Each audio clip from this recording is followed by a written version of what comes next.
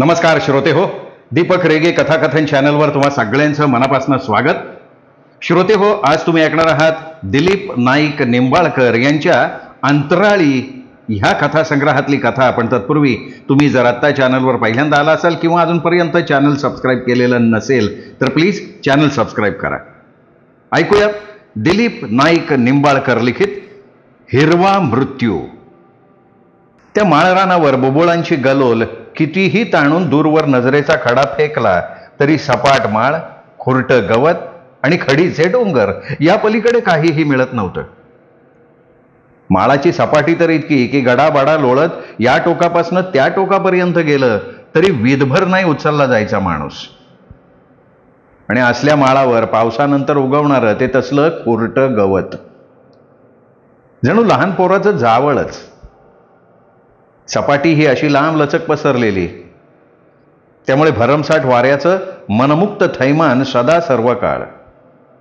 रात्रंदिवस वाराच वारा.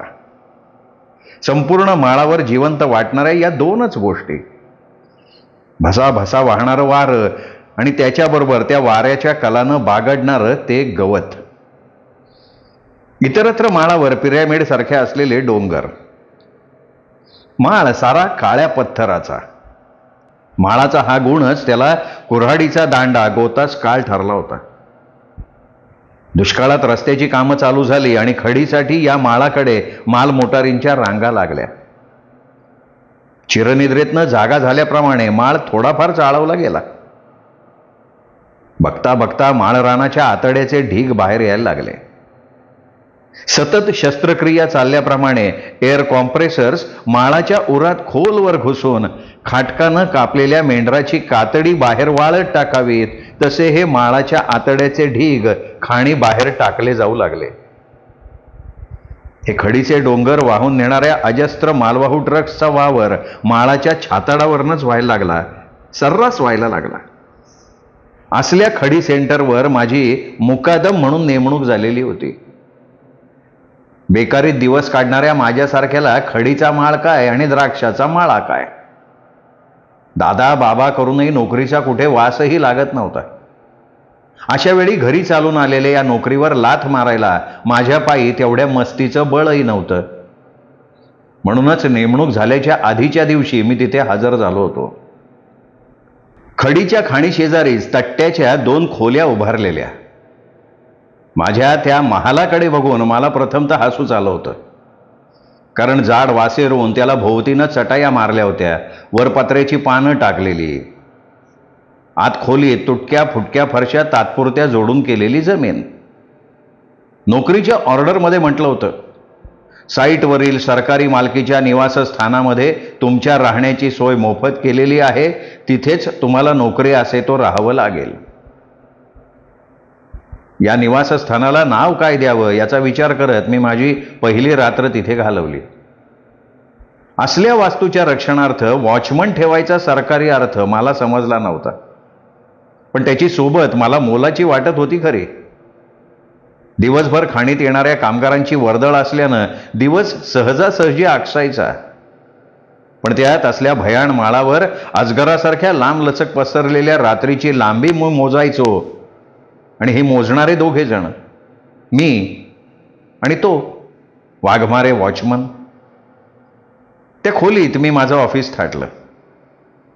मुकादम आणि त्याचं ऑफिस. भरजरी शालूला दररोजच्या नेसणीचं ठिगळ देण्याचा हा प्रकार. पण नोकरी पहिलीच. आणि मुकादम असलो तरी प्रत्यक्षात देखरेखीच्या कामापेक्षा हजेरी मांडणं, पेशीट्स तयार करणं असलं टेबल वर्क ज्यादा. मग ऑफिस म्हटलं तर चुकलं कुठं. असल्या कंटाळवाळ्या कामात दिलासा मिळायचा तो समोरच्या दारातून येणाऱ्या भगभगीत उजेडाचा आणि पिसाळलेल्या वाऱ्याचा. सबंध माळावर पुरुषभर उंचीचं राहू दे, पण कुत्र्याला तंगडीवर करायलाही कुठं खुरटं झुडूप नव्हतं. येणार आणि थांबणार तरी कसं झाड झुडूप. माळ सगळा काळ्या पत्थराचा. पावसानंतरही पाण्याचा थेंब म्हटला तर माळावर थांबायला तयार नसायचा. खडी ओतून येणाऱ्या रिकाम्या ट्रकमधनं मलाच 2 बॅरल पाणी यायचं, मग झाडाझुडपांची काय कथा. दुपारच्या वेळी तर मजुरांना जेवायला बसायला सुद्धा या शेडशिवाय जागा नव्हती. उन्हं तर पिसळलेल्या कुत्र्यासारखे लहा लहा करत जाळून काढायला मागे लागल्यासारखं. गारव्याचं नावही असल्या हवेत करपून जावं अशी उष्णता. माळावरून एवढा भूतासारखा भसा भसा वाहणारा वारा तोही पेटत्या वणव्यावरून पुढे सरकत आल्यासारखा. अंगावर उष्णतेचे फोडच फुलवायचा. दुपारी असल्या पेटत्या वातावरणात पोटाची आग विझवायला मजूर शेड खाली बसायचे. शेडवरही पत्रा असल्यामुळे एखाद्या गुऱ्हाळाच्या चुलवणाखाली जेवायला बसल्यासारखं व्हायचं. पण अगदी टाळू फोडणाऱ्या उन्हापेक्षा हे बरं होतं. या साऱ्यावर उतारा म्हणून वाघमारेने जेव्हा एक दिवशी गारवेलीची काडी आणून शेड शेजारच्या हातभर खड्ड्यात पुरली तेव्हा मलाही त्याच्या त्या वेड्या प्रयत्नात वांझपणाच दिसला होता. तरी पण वाघमारे म्हणत होता, मास्तर आज हसतायचा मला, पण बघा तरी महिन्याभरात येईल समजा पत्रा मागतोय का नाही. जात लय चिवाट असते याची. घम्यालभर मातीच्या हातभर खड्ड्यात सकाळच्या पाऱ्यात तोंड धुतेवेळी टाकलेल्या चोळकांवर बघा कसा उकिरड्यावरच्या घाणेरीसारखा माजतोय आता. तसं झालं तर बरंच आहे. वाढलाच तर शेडलाही तेवढा जिवंतपणा येईल आणि मला तरी कुठे कष्ट होते त्याचे. वाघमारेने माझ्या आंघोळीचं पाणी जाईल असा पाठ गारवेलीच्या आळ्यापर्यंत केला. दुपारच्या जेवणानंतर मजूरही गाडग्यातनं आणलेलं पाणी पिताना हात धुताना आळ्यापाशीच जात असत. हळूहळू खरोखरच तो गारवेल जोर धरायला लागला.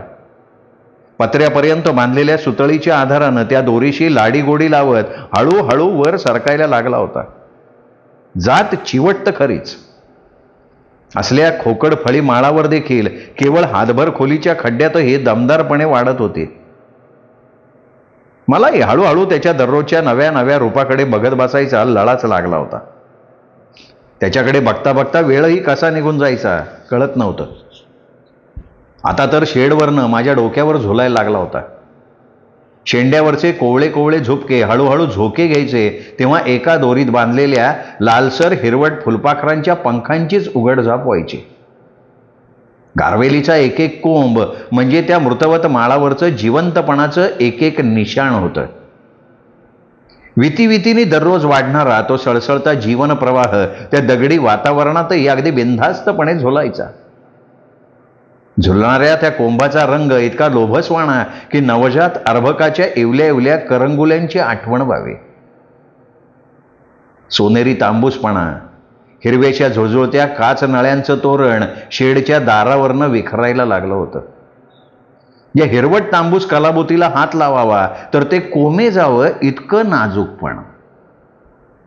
स्पर्श तर हवा हवासा वाटणारा, गुदगुल्या करणारा रेशीम स्पर्श.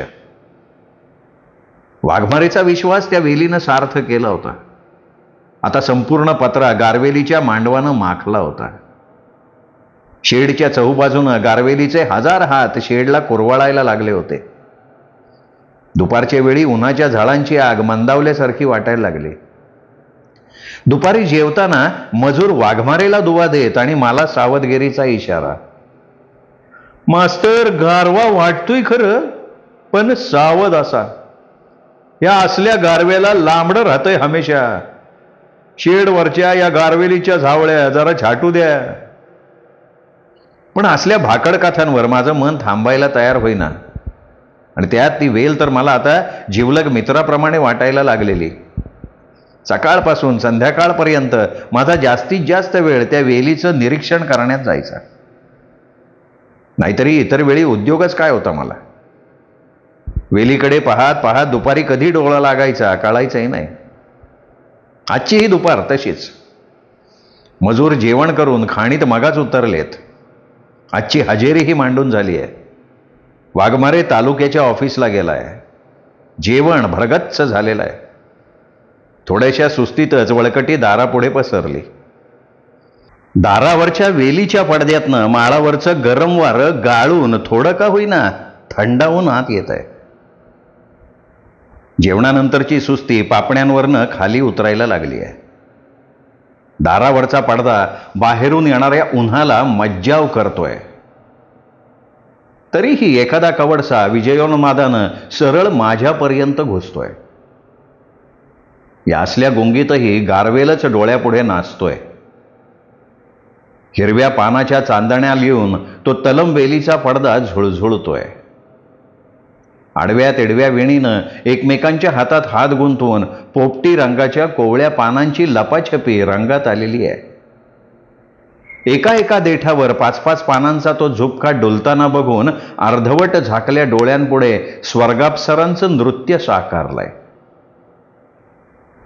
मधूनच एखाद्या जोराच्या झुळकेनं जोरात पडदा हल्ल्यानंतर हिरवी हिरवी वलय अर्धवट झाकल्या पापण्यातूनही डोळ्यात उतरतायत.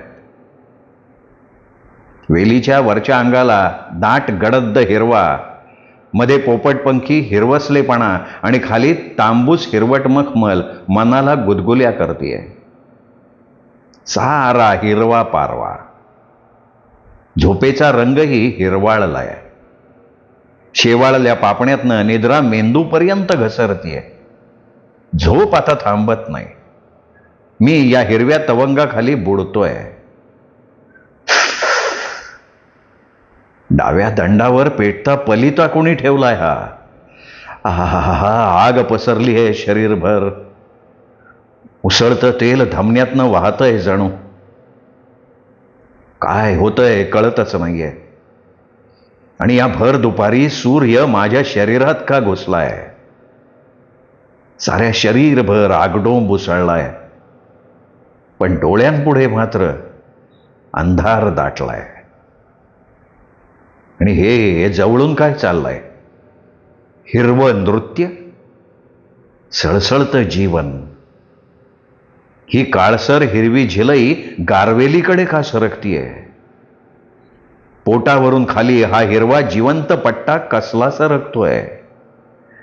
बास, आता नाही सहन होत आहे. आणि तोंडातनं पांढरट ठेचका यायला लागलाय.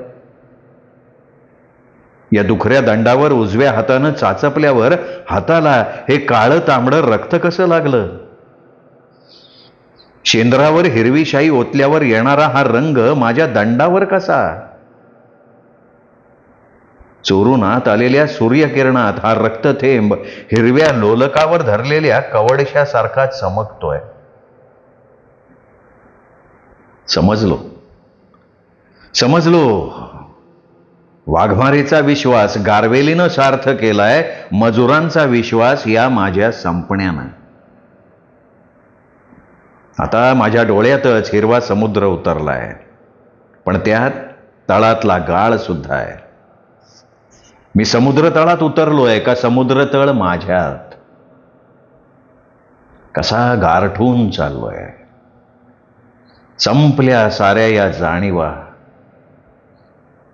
पसरतोय माझ्या भोवताली काळा ढोण हिरवा माळ. अफाट लांब, खूपच लांब, खूपच लांब. श्रोते हो, ही होती दिलीप नाईक निंबाळकर यांची हिरवा मृत्यू ही कथा. आवडली असेल व्हिडिओ लाईक करा, कमेंट करा, मित्रपरिवारात नातेवाईकात शेअर करायला काही हरकत नाही. आणि हो, चॅनल चुकून सबस्क्राईब करायचं राहिलं असेल तर इतकी उत्तम कथा ऐकल्यानंतर तरी चॅनल सबस्क्राईब करा.